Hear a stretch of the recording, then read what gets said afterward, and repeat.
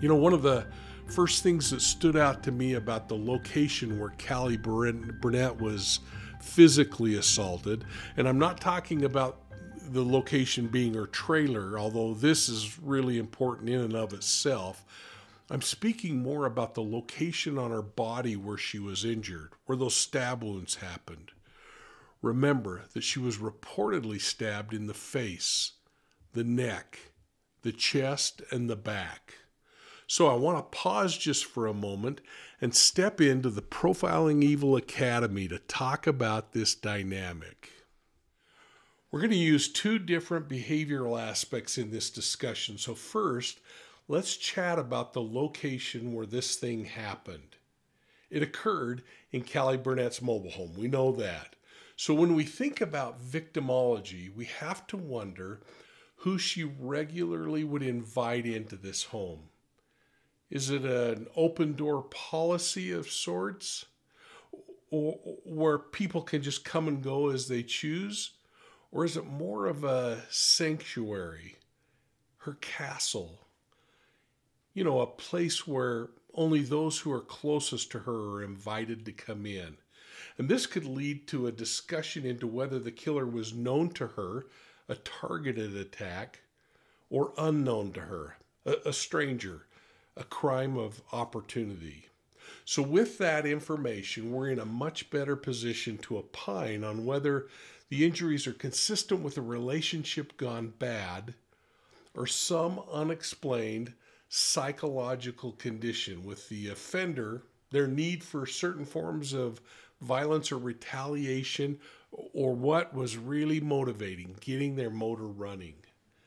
Now, the act of stabbing somebody in the face is typically viewed as a highly personal and emotional charged form of violence. From a criminological and a psychological standpoint, several theories can be proposed about personal connections between the victim and their killer when these high and specific and brutal acts occur. So first, let's talk about this incredibly high emotional intensity we're seeing. Stabbing in the face suggests a high level of emotional intensity. It can indicate a personal connection between the victim and the killer, where emotions such as anger, hatred, or jealousy are at play. The face is a highly symbolic and personal part of the body, representing identity and humanity. Number two, let's talk about targeted violence. The face is often targeted in crimes of passion or revenge, suggesting that the killer might be acting out of a desire to disfigure or dehumanize the victim. This could imply a prior relationship where the killer feels deeply wronged or betrayed by the victim. And we learn more about this as this case progresses. Personal vendettas. Such violence might be indicative of a vendetta. The killer might have had a specific grievance or a long-standing conflict with the victim that led to an attack aimed at causing maximum psychological and physical harm. The next area I want to talk about is symbolic destruction. Attacking the face can be symbolic, aiming to destroy the victim's identity or what they represent to the killer. Now, this is often seen in intimate partner violence where the killer wants to obliterate the identity or the face of the person who has caused them some kind of emotional trauma or pain. I mean, aren't these difficult concepts to kind of wrap your mind around? Now, the next one, lack of impersonal motive. The nature of the attack simply suggests that the crime is not impersonal or random. It's less likely to be the result of a burglary gone wrong or a robbery that some kind of violence like this would happen. These types of crimes usually involve less intimate forms of violence. So again, I kind of sway away from that. After that, psychological projection. The killer might be projecting their own internal conflicts or self-hatred onto the victim. Attacking the face as a means to externalize their own psychological turmoil. And then finally, pre-existing relationships. And I think this is what's really going to come into play in this one. The killer and the victim are likely to have had some form of a pre-existing relationship. This could be familiar, in this case, romantic. Even close relationships that deteriorate will often result in something like this.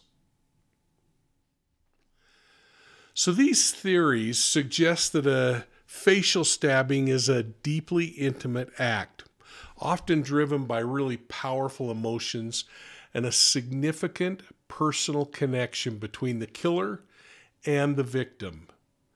Now, each case is completely independent of others, so we can't lump them all together, but they must be analyzed on their individual merits, taking into account the broader context of the relationship, if it exists, and the circumstances leading up to the crime.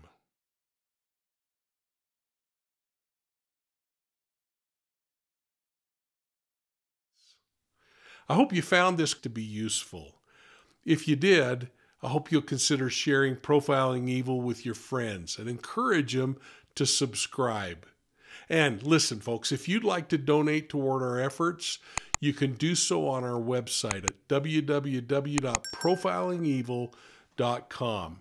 There's a little donate link there, and it's the perfect place to go and send a donation.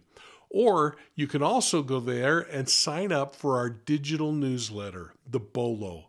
That stands for Be on the Lookout, and it's the only way you're going to get digital articles and first postings on videos that I think are important. All I get is your email address, no other information, and I promise you, I'll never share it with anybody.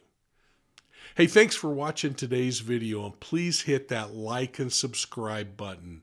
Make sure you're sharing Profiling Evil with your contacts and your friends. And remember that you can find us on Facebook, Instagram, YouTube, and Twitter. And if you like audio podcasts, folks, check out Profiling Evil Podcasts on your favorite podcast platform. Hey, don't forget about choir practice, and please stay tuned for what's coming next. Thanks again, and we'll see you all soon at the next crime scene.